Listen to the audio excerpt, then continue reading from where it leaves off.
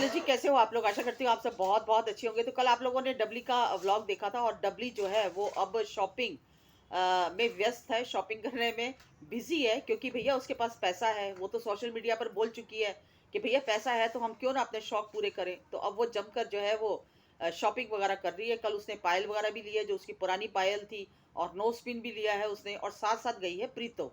तो प्रीतो के लिए हमने कुछ नहीं देखा कि उसने अपनी देवरानी को भी कहा हो कि तू भी ले ले कुछ, तेरे को भी दिला देती हूँ। तो ये जो डबली भाभी है, ये सिर्फ अपने ऊपर खर्चा करती है। ये अपनी जो देवरानी प्रीतो, इसके ऊपर कुछ भी, उसको सिर्फ रखा हुआ है काम धंधे के लिए कि भैया 24 घंटे चौके चूल्हे के पास बैठी रहे, और तेरे पास कोई काम नहीं है, बस तू खाना बनाती जा और कैमरा पकड़कर ये दिखा ले कि यहाँ पर हमने कपड़े सुखा रखे हैं, यहाँ पर बच्चे तैयार हो गए हैं, यहाँ पर ये हो गया, यहाँ पर वो हो गया, और उस बेचारी के पास कोई भी ऐसी चीज नहीं है दिखाने के लिए। उसको सिर्फ और सिर्फ काम के लिए। अब देखो ना, सबसे बड़ी बात ये कि इन लोगों ने मतलब नवरात्रों के अंदर भी नहीं छोड़ा उस बेचारी को। नवरात्रों में है, जबकि वो अशुद्ध है, उसको पीरियड्स हो रहे हैं, लेकिन तब भी ये डबली ने काम करवा लिया उसे कि तू खाना बना। तेरे को खाना बनाने के लिए रखा हुआ है हमने, चाहे पीरियड्स हो चाहे कुछ हो। पाप चढ़ता है कोई बात नहीं हमें, लेकिन तू खाना बना।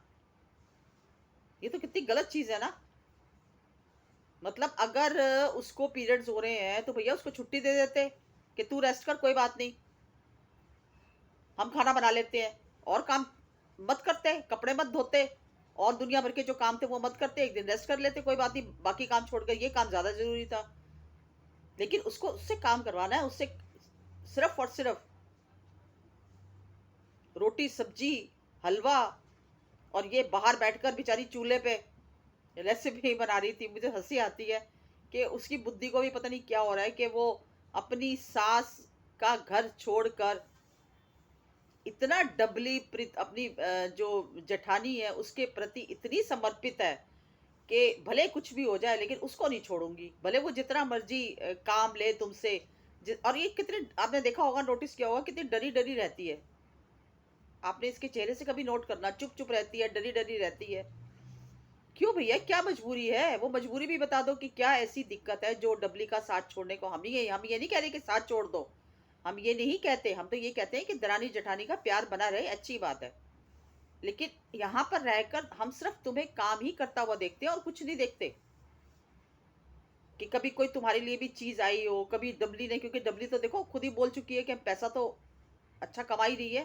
500-500 के नोट देखा था डबली भाभी के हस्बैंड कैसे निकाल निकाल कर दे रहे थे। ठीक है ना, तो पैसा अच्छा खासा है, मकान में भी पैसा लग रहा है, सब कुछ है। तो भैया उतनी अपनी देवरानी को भी थोड़ा सा ख्याल रखो, अगर अपनी जिम्मेदारी पर उसको लेकर आई हो तो। ठीक है, नहीं तो उसका तो फर्ज अपने सास ससुर के पास ही बनता था। और समझ में नहीं आता कि प्रीतो की, पहली बात तो प्रीतो की कोई लड़ाई है नहीं अपनी जेठानी से। अगर अगर है भी तो नीचे अपने सास ससुर से क्या दिक्कत थी? रानी बनकर रहती है अगर सास ससुर के साथ रहती तो। ठीक है, लेकिन यहाँ पर ना मुझे समझ में नहीं आता, लोगों की अपनी बुद्धि काम नहीं करती है। पता नहीं क्या स्वार्थ है, क्या नहीं है, क्या इसके स्वार्थ ऐसे पूरे हो रहे हैं यहाँ पर कि जग हसाई और हो रही है वो अलग। सास है वो बेचारी यहाँ पर मिलने आ जाती है, और यहाँ पर आती भी है तब भी वो काम करती है। हमने देखा था कि कभी उसको सब्जी काटने के लिए लगा रखा होता है, कभी उसको वो क्या वो बना रही थी वो। तो मतलब ना इन लोगों का कुछ अलग ही हिसाब किताब है मुझे लगता है।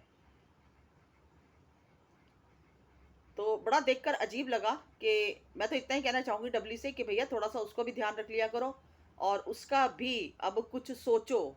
क्योंकि वो जेठानी है वो ऊपर आ गई है, उसको अपना जो घर था वो मिल गया।